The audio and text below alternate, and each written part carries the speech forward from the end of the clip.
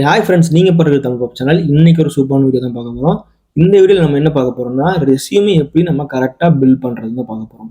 So resume தான் நம்ம ஜாபுக்கான ஒரு மெயின் ஸ்டார்டிங் பாயிண்ட்னே சொல்லலாம். இப்போ நம்ம ரெஸ்யூம் வந்து நம்ம கரெக்டாக நம்ம பில்ட் பண்ணாமல் விட்டோம்னா, இப்போல்லாம் என்ன ஆகுதுன்னு பார்த்தீங்கன்னா, நாக்குரி இந்த மாதிரி லிங்க்டின்ல நம்ம ஜாப் அப்ளை பண்ணும்போது முக்கால்வாசி ரெஸ்யூம் வந்து அதுவே வந்து ஆட்டோமேட்டிக்காக ரிஜெக்ட் பண்ணிடும். அதுக்கு வந்து ஏடிஎஸ்ன்னு ஒரு டூல் வச்சிருக்காங்க. அந்த டூல் வந்து என்ன பண்ணணும்னு பார்த்தீங்கன்னா, அவங்களுக்கு தேவைப்பட்ட ரெஸ்யூம் மட்டும்தான் அவங்களோட ஹெச்ஆருக்கு அனுப்பும். மிச்ச ரெஸ்யூம் எல்லாம் ஆட்டோமேட்டிக்காக அதுவே வந்து டெலிட் பண்ணி விட்டுரும். அந்த ஏடிஎஸ்ல எல்லாம் மாட்டாம கரெக்டாக நம்ம ஹெச்ஆர்ட்ட நம்ம போய் ரெஸ்யூம் சேர்க்கணும்னு நினைச்சீங்கன்னா, இந்த மாதிரி ரெஸ்யூம் நம்ம பில்ட் பண்ணாதான் ப்ரொஃபஷனலாக இருக்கும். அதுவும் இல்லாமல் அவங்களுக்கும் போய் சேரும்.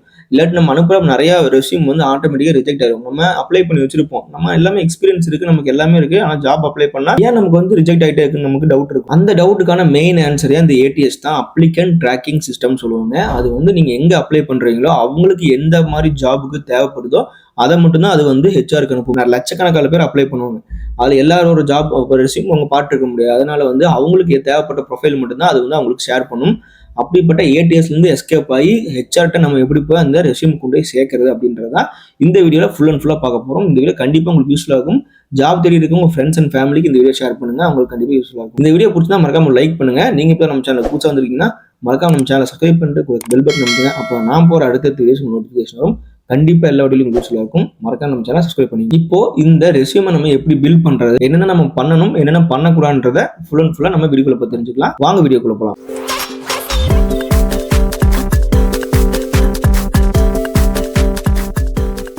இந்த ரெஸ்யூமோ டெம்ப்ளேட் நான் கீழே டிஸ்கிரிப்ஷன்ல கொடுத்துருக்கேன். ஸோ அந்த லிங்க் கிளிக் பண்ணி நீங்க உங்க ரெஸ்யூம் வந்து கரெக்டாக மேக் பண்ணிக்கலாம், ப்ரொஃபஷனலாக மேக் பண்ணிக்கலாம். இதுதான் வந்து பாத்தீங்கன்னா ஒரு பெர்ஃபெக்ட் ரெஸ்யூமுக்கான ஒரு எக்ஸாம்பிள்னு சொல்லலாம். ஸோ இதுலயே வந்துட்டு நீங்க என்ன பண்ணலாம்னா, ஸோ இந்த மைக்கேல் ஹாரிஸ்னு ஒருத்தவங்க பேர் இருக்கு. ஸோ இந்த ஹாரிஸ் மைக்கேல்ன்ற பேரை வந்து நம்ம கொஞ்சம் ஃபாண்ட்ஸ் யூஸ் பண்ணிட்டு இந்த இடத்துல லெஃப்ட் சைட்லையும் கூட நம்ம போட்டுக்கலாம். ஸோ லெஃப்ட் சைட்லையும் கூட போட்டுக்கலாம், இல்லாட்டி இப்படி போட்டாலும் பெர்ஃபெக்டாக தான் இருக்கும். ஸோ இதுல வந்துட்டு நம்ம என்னென்ன பார்க்கணும்னா, ஃபர்ஸ்ட் நம்ம எடுத்தோடனே வந்து நம்மளோட ஒர்க் எக்ஸ்பீரியன்ஸ் நம்ம ஷேர் பண்றோம். அந்த ஒர்க் எக்ஸ்பீரியன்ஸ் ஷேர் பண்றது வந்துட்டு கடைசியா நம்ம எங்க வேலை செஞ்சோமோ அதை ஃபர்ஸ்டா போட்டுக்கணும். கடைசியா நம்ம இப்போ ரீசெண்டா எங்க வேலை செஞ்சோமோ அதை ஃபர்ஸ்டா போட்டுக்கிட்டு அதை தான் நம்ம ஃபர்ஸ்ட் ப்ரையாரிட்டி கொடுக்கணும். ஸோ கடைசிக்கு கொடுக்கக்கூடாது. ஃபர்ஸ்ட் ப்ரையாரிட்டியே வந்து நம்ம கடைசியா எங்க ஒர்க் பண்ணி முடிச்சோமோ அதை ஃபர்ஸ்டா கொடுத்துக்கணும். ஃபர்ஸ்ட் டாப் காலம் ஹெட்டர்ல வந்துட்டு இதுதான் ஹெட்டர்னு சொல்லுவாங்க. இந்த ஹெட்டர்ல வந்து நீங்க என்ன பண்ணணும்னா உங்க நேம் என்டர் பண்ணிக்கணும். அப்புறம் நீங்க எந்த ஃபீல்டில் இருக்கீங்கன்றதை இங்கே செலக்ட் பண்ணி நீங்க கீழே என்டர் பண்ணிங்க. நெக்ஸ்ட் வந்து நீங்க எந்த இடம், ஸோ உங்களோட பிளேஸ் அட்ரஸ் இருக்குல்ல, அந்த அட்ரஸ் என்டர் பண்ணிங்க. நெக்ஸ்ட் உங்கள் மெயில் ஐடி உங்களை காண்டாக்ட் பண்ணுறதுக்கு மொபைல் நம்பர், ஸோ அதையும் நீங்கள் கொடுத்துக்கணும். ஸோ இதுதான் வந்து டாப் ஹெட்டரில் உங்களுக்கு இருக்கணும். ஸோ ஃபஸ்ட்டு டாப் ஹெட்டர் முடிஞ்சிருச்சு. நெக்ஸ்ட்டு வந்து பார்த்தீங்கன்னா ப்ரொஃபஷனல் சம்மரி. ஸோ முதல்ல வந்து பார்த்தீங்கன்னா ஐ ஹியர் பை டிக்ளேர் தட் அப்படி இப்படின்லாம் போட்டிருப்போம். அதெல்லாம் போடாமல் ப்ரொஃபஷனல் சம்மரியில் நம்ம பண்ணியிருக்கோம், இத்தனை வருஷத்துல நம்ம என்ன பண்ணியிருக்கோம், நம்ம ஃப்ரெஷர்னா அந்த ப்ரொஃபஷனல் சம்மரில் எதுவுமே என்டர் பண்ண தேவையில்லை. டேரெக்டாக உங்களோட எஜுகேஷன், ஸ்கில்ஸ், சர்டிஃபிகேஷனோட முடிச்சிருங்க. இதுவே வந்து நீங்கள் உங்களுக்கு எக்ஸ்பீரியன்ஸ் இருக்குன்னா ப்ரொஃபஷனல் சம்மரியில் நம்ம இத்தனை வருஷம் என்ன பண்ணியிருக்கோம் அப்படின்றத என்டர் பண்ணிங்க. இதில் என்டர் பண்ணும்போது என்னன்னா, ஸோ இப்போ நீங்கள் வந்து ஒரு C++ இந்த மாதிரி ஒரு கோர்ஸ் படிச்சிருக்கீங்க, கேடு, ஆட்டோ கேடு, ஸோ அதுக்கப்புறம் இந்த மாதிரி நிறைய கோர்சஸ் எல்லாம் நிறைய இருக்கு. அதெல்லாம் நீங்க படிச்சிருக்கீங்கன்னா அது வந்து அந்த ரிக்வயர்மெண்ட்டுக்கு கண்டிப்பா தேவைப்படும். அவங்களுக்கு கரெக்டாக அந்த ரெஸ்யூம் சேரணும்னா நீங்க இந்த ப்ரொஃபஷனல் சம்மரியில் ஒரு 4-5 டைம் அந்த வேர்டு வர மாதிரி, ஸோ அந்த கீவேர்ட்ஸ் நீங்க என்ன படிச்சிருக்கீங்களோ அந்த வேர்டு 4-5 டைம் வர மாதிரி நீங்க இதில் என்டர் பண்ணிக்கங்க. ஃபார் எக்ஸாம்பிள் இப்போ ஒரு கம்பெனி வந்து ஹையர் பண்றாங்க, so engineering company, design company higher பண்றாங்கன்னா அவங்களுக்கு வந்து கேடுன்னு ஒரு சாஃப்ட்வேர் தெரிஞ்சுக்கணும், ஆட்டோ கேட்னு ஒரு சாஃப்ட்வேர் தெரிஞ்சுக்கணும்னு சொல்றாங்க. இந்த ஆட்டோ கேட்ன்றது நம்ம என்டர் பண்ணாதான் அப்ளிகன்ட் ட்ராக்கிங் சிஸ்டம் ஏடிஎஸ் வந்து என்ன பண்ணுன்னா, ஸோ நமக்கு தேவைப்படுற இந்த குவாலிஃபிகேஷன் இவங்ககிட்ட இருக்குன்னு சொல்லிட்டு இதை வந்து ஹெச்ஆர் கொண்டு போய் சேர்க்கும். அந்த ஆட்டோ கேட்ன்றது நம்ம இங்கே என்ட்ரே பண்ண விட்டோம்னா அது கொண்டு போய் சேர்க்காது. அது மட்டும் இல்லாமல் அதை ஒரு டைம் மட்டும் என்டர் பண்ணக்கூடாது. அது வந்து இந்த ப்ரொஃபைல் சம்மரியில் ஒரு 2-3 டைம் வர மாதிரி நீங்கள் அந்த சென்டென்ஸ் ஃபார்ம் பண்ணி அதில் நீங்கள் என்டர் பண்ணிட்டீங்கன்னா, 2-3 டைம் என்டர் பண்ணிட்டீங்கன்னா கண்டிப்பாக உங்கள் ப்ரொஃபைலை ஃபர்ஸ்ட்டாக கொண்டு போய் அது வந்து ஹெச்ஆர்ட்ட சேர்த்துரும். ஸோ அதனால இந்த ப்ரொஃபஷனல் சம்மரியில் மெயினாக நீங்கள் இத்தனை வருஷம் என்ன ஒர்க் பண்ணீங்க, அதுக்கப்புறம் உங்களுக்கு என்னென்ன கோர்ஸ் தெரியுன்றதை நல்லா எலாபரேட்டாக போட்டுக்குங்க. நெக்ஸ்ட் வந்து உங்களோட ஒர்க் எக்ஸ்பீரியன்ஸ். இந்த ஒர்க் எக்ஸ்பீரியன்ஸில் வந்துட்டு ஸோ நீங்கள் இப்போ மோஸ்ட் ரீசெண்டாக எங்கே ஒர்க் பண்ணீங்களோ அதை ஃபஸ்ட்டாக என்டர் பண்ணிட்டு அதுக்கு அடுத்தது உங்க ஒர்க் எக்ஸ்பீரியன்ஸை நீங்க என்டர் பண்ணிக்கலாம். இதுல மெயினா நம்ம எல்லாரும் மிஸ்டேக் பண்றது வந்து பாத்தீங்கன்னா இந்த டேபிள்லாம் போட்டுரும். ஸோ ஒர்க் எக்ஸ்பீரியன்ஸுக்கு வந்து ஒரு டேபிள் போட்டு ஸோ இந்த கம்பெனி அப்படின்னு போட்டு எத்தனை வருஷம் வேலை செஞ்சது இதெல்லாம் போட்டுரும். அந்த டேபிள்லாம் வந்து ஏடிஎஸ்க்கு ரீட் பண்ண தெரியாது. அதனால இந்த டேபிள் ஃபார்மெட்டை போட்டிருந்தீங்கன்னா முதல்ல உங்க ரெஸ்யூம்ல இருந்து அந்த டேபிள் ஃபார்மெட்டை தூக்கிடுங்க. ஏன்னா அந்த டேபிள் ஃபார்மெட்டுக்குள்ள அது ரீட் பண்றதுக்கு அது தெரியாது. அதனால என்ன ஆகும்னா உங்களோட ரெஸ்யூம் வந்து ஆட்டோமேட்டிக் ரிஜெக்ட் ஆக வாய்ப்பு இருக்கு. உங்க எக்ஸ்பீரியன்ஸை நீங்க இந்த மாதிரி ஃபார்மெட்ல நீங்க என்டர் பண்ணீங்க. என்டர் பண்ணும்போது வந்து பாத்தீங்கன்னா உங்க ஃபாண்ட் வந்து பாத்தீங்கன்னா ஏரியரும் கேலிபிரி, ஸோ இந்த மாதிரி மோஸ்ட் வந்து சிஸ்டமேட்டிக் ஃபாண்ட், சரி வேற எதுவுமே இல்லாம இந்த டிசைனாக போடுறது அதெல்லாம் இல்லாமல் சிஸ்டமேட்டிக் ஃபாண்ட் மட்டும் நீங்கள் போட்டு யூஸ் பண்ணிங்க.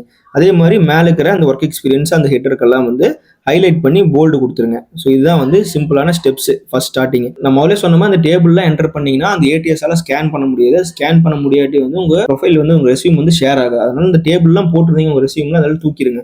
தூக்கி விட்டுட்டு நெக்ஸ்ட் வந்து ஒர்க் எக்ஸ்பீரியன்ஸ் நம்ம என்டர் பண்ணிக்கலாம். அதுக்கு அடுத்து வந்து எஜுகேஷன், நம்ம என்ன படிச்சிருக்கோம் அப்படின்றத, நீங்கள் என்ன டிகிரி படிச்சிருக்கீங்கன்றதை என்டர் பண்ணிட்டு அதுக்கு பக்கத்தில் நீங்கள் இயர் என்டர் பண்ணுறதுனா நீங்கள் வந்து 2013 to 2016 அப்படின்ற மாதிரி ப்ராக்கெட்டில் மட்டும் மென்ஷன் பண்ணிங்க. அந்த மாதிரி அதுக்கு டேபிளை போட்டு அது எத்தனை வருஷம் நம்ம படிச்சிருக்கோம், எந்தெந்த காலேஜில் படிச்சிருக்கோம் அதெல்லாம் அங்கே தேவையே இல்லை. நீங்கள் என்னென்ன டிகிரி முடிச்சிருக்கீங்க எஜுகேஷன் மட்டும் நீங்கள் என்டர் பண்ணிக்கலாம். ஸோ நமக்கு எக்ஸ்ட்ரா ஸ்கில்ஸ் நான் சொன்ன மாதிரி அந்த ஆட்டோ கேடு இதெல்லாம் வந்து உங்களுக்கு தெரியும். இந்த மாதிரி பைத்தான், இந்த மாதிரி C++, இந்த மாதிரி நிறைய ஸ்கில்ஸ் இருக்குது. ஸோ அந்த ஸ்கில்ஸ் எல்லாமே வந்து நீங்கள் இங்கே என்டர் பண்ணிக்கணும். ஸோ அந்த ஸ்கில்ஸ் எல்லாமே மேலே நீங்கள் ஆல்ரெடி என்டர் பண்ணுறேன்னு சொல்லிட்டு இங்கே விட்டுறக்கூடாது. அது தனியாக நீங்கள் ஒரு மென்ஷன் பண்ணி உங்களோட தனியாக இருக்க ஸ்கில்ஸை வந்து இதில் என்டர் பண்ணிங்க.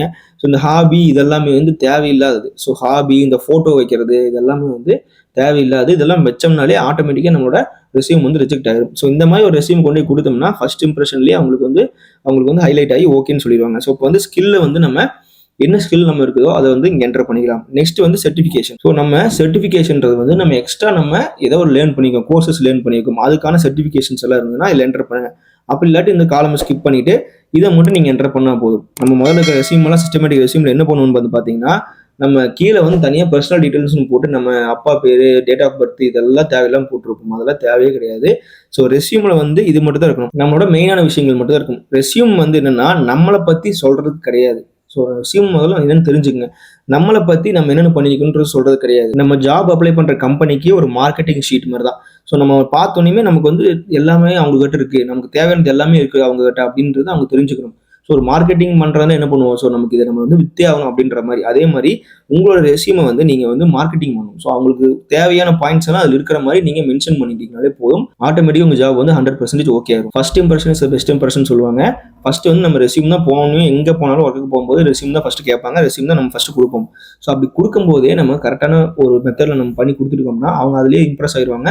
அதுக்கப்புறம் நம்ம பாதி வேலை அதுலேயே முடிஞ்சிடும். பாதி வேலை நம்ம பேசி நம்ம கட் பண்ணுறதுல ஒன்று. இப்போ நீங்கள் நாக்குரி, லிங்க்டின், அதுக்கப்புறம் நிறைய வெப்சைட்ஸ் இருக்குது. ஸோ இந்த மாதிரி ஃபைன் ஜாப்ஸ், இந்த மாதிரி நிறைய வெப்சைட்ஸ் இருக்குது. இந்த வெப்சைட்லாம் நீங்கள் ஜாப் அப்ளை பண்ணுறீங்கன்னா முக்கால்வாசி நேரத்துக்கு நீங்கள் அப்ளை பண்ணிட்டு இருப்பீங்க, ரிஜெக்ட் ஆகிட்டே இருக்கும், இல்லாட்டி ரிப்ளை வராது. அதுக்கெல்லாம் ரீசன் என்னன்னா இந்த ஏடிஎஸ் தான் உங்களோட ரெஸ்யூமை ஃபுல்லாக ஸ்கேன் பண்ணும். ஸ்கேன் பண்ணிவிட்டு அது வந்து அவங்களுக்கு ஜாபுக்கு அப்ளை பண்ணாங்கல்ல அவங்களுக்கு தேவைப்பட்டது இருக்கா இல்லையான்றதை செக்ரிகேட் பண்ணிவிட்டு அவங்களுக்கு இருக்குதா மட்டும்தான் அதை வந்து சென்ட் பண்ணும். அதில் வந்துட்டு நீங்கள் இந்த டேபிள் இதெல்லாம் போட்டு ஃபோட்டோ இதெல்லாம் வச்சுருந்தீங்கன்னா அதெல்லாம் சென்ஸ் பண்ண முடியாது, ட்ராக் பண்ண முடியாது. அதனால் கரெக்டான விஷயத்தில் நீட்டாக சிம்பிளாக வந்து இந்த ரெஸ்யூமை வந்து நீங்கள் அப்ளை பண்ணுங்கள். கண்டிப்பாக உங்களுக்கான ரிப்ளை 10%லேருந்து 100%க்கு இன்க்ரீஸ் ஆகும். நான் முதலே சொன்ன மாதிரி அந்த தேவையில்லாமல் அனாவசியமாக நம்ம ஏஜ், நம்ம டேட் ஆஃப் பர்த், நம்ம மேரிடா, சிங்கிளா, அப்பா பேர், அட்ரஸ்ன்றது வந்து மேலே கொடுத்துடணும். ஸோ கீழே கடைசியாக நம்ம வந்து பர்சனல் டீட்டெயில்ஸ் போய் கொடுப்போம்ல அதெல்லாம் கொடுக்கவே தேவையே இல்லை.